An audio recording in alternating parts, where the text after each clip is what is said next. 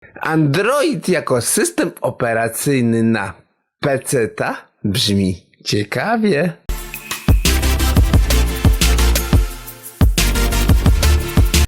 Cześć, dzisiaj wam opowiem o Androidzie X86, który zainstalowano na komputerze za 7000 zł z Ryzenem 9. Trochę absurdalnie.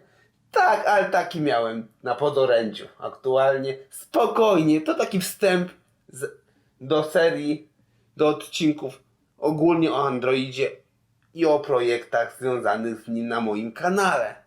Bo tym się jaram i Chromebooki może być fajną dla mnie sprawą, alternatywą takiego podręcznego komputera. Ale chciałbym bardziej najpierw zgłębić ten temat, zobaczyć, czy rzeczywiście to jest dla mnie.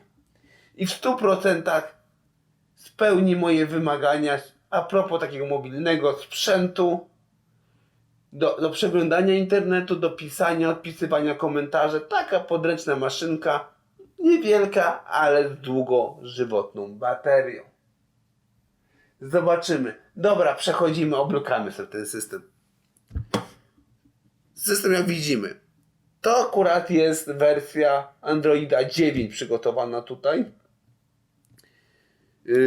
Akurat aktualna, bo była 7, ta się 9 jest aktualnie zrobiona. Jeszcze 10 nie mamy, czy tam 11, ale myślę, że to sprawa czasu. I tak, tu mamy wszystkie te opcje, tak jak w telefonie. Dosłownie jak umiecie korzystać z Androida w telefonie, tutaj się odnajdziecie moment. I to już jest pierwszy plus tego. Aplikację normalnie można otworzyć. Nie ma z tym problemu, otwieramy sobie, instalujemy. Tu nie ma z tym żadnego problemu. Kółeczko zmniejszamy sobie. I tak, tu mamy aplikację. Na przykład arkusze różne kalkulacyjne. I co jest plusem takiej pracy? Tworzymy arkusz kalkulacyjny, który udostępniamy innym użytkownikom na podstawie maili i możemy w kilka osób pracować nad jednym projektem. Podawać dane, analizować, zmieniać, aktualizować. Każda osoba może coś od siebie wprowadzić i wtedy mamy od razu szybko wyniki. Nie tak, że spływają do jednej osoby mailowo i ta osoba siedzi, pracuje nad tym. Nie, każdy na bieżąco może dorzucić swoje aktualne dane i mamy na bieżąco wyniki. Oczywiście możemy sobie jeszcze stworzyć też prezentację. Proszę bardzo. Mamy różne szablony, wszystko. Nie ma problemu.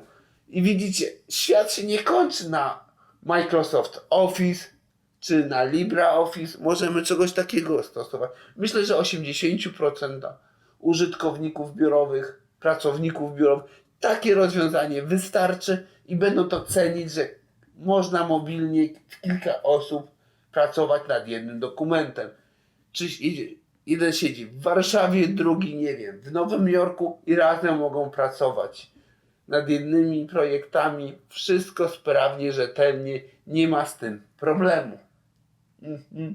Tak, to jest a propos takich biurowych zastosowań. Oczywiście internet. Poczta, nie ma z tym problemu. I tutaj mamy internet, przeglądarkę. Oczywiście tu mam Chroma zainstalowanego, ale jak wolimy Operę, proszę bardzo, można zainstalować. Wersję mobilną Edge'a można zainstalować. Kto co lubi. I widzicie, aplikacje działają, wirtualna Polska też normalnie działa.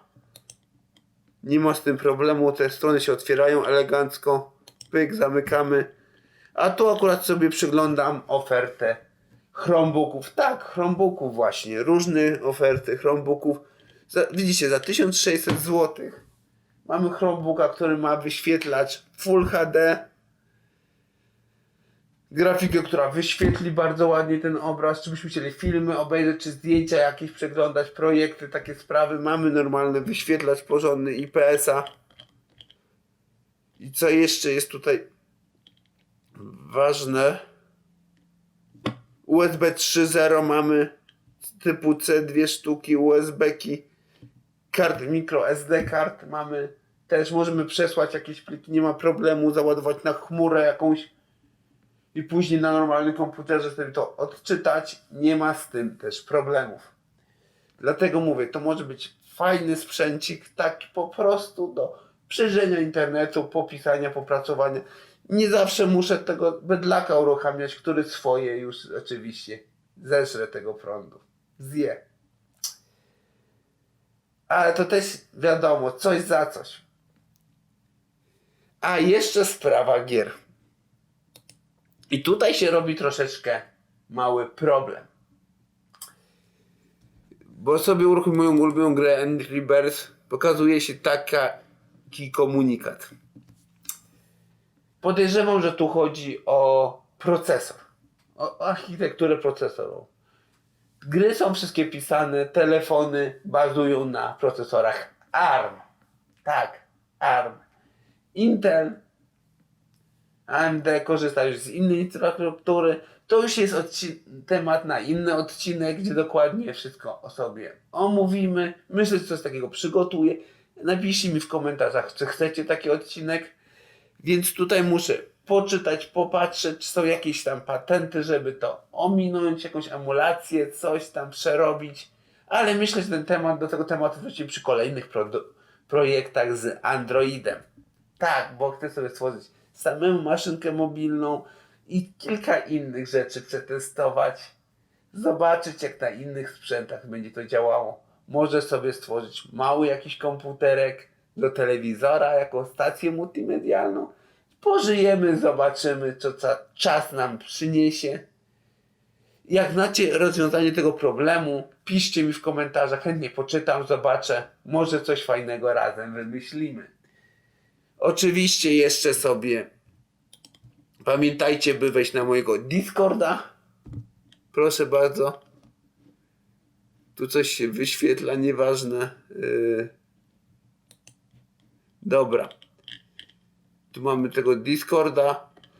I tak, jak chodzimy, mamy kanały głosowe, mamy główny kanał. Są powiadomienia o odcinkach, o live'ach, co jest ważne, sporadycznych, spontanicznych. Ja jestem w trybie tworzenia odcinków, może z tydzień, z 2 do 3 tygodni nie mieć live'a, ale później przeważnie to nadrabiamy sobie. W tamtym tygodniu na przykład były 3 live'y. Nawet 2 live'y były jednego dnia. Więc, no wiecie, to różnie z tym bywa. Staram się z wami też integrować, udzielać się też na tym. Jest zakładka z memami. Róbcie śmiało, twórzcie memy. Czy na mój temat, czy na jakieś inne tematy. Chętnie przejrzę. Jest coraz ich więcej. Jest parę perełek. Musicie jeszcze troszeczkę dozbierać. Zrobimy sobie odcinek z przeglądania memów. Co wy na to na Discordzie? A jest co oglądać. Już jest. Więc to na tyle w tym odcinku. Zasubskrybujcie kanał. Dodajcie dzwoneczek. Łapkę. I widzimy się za tydzień.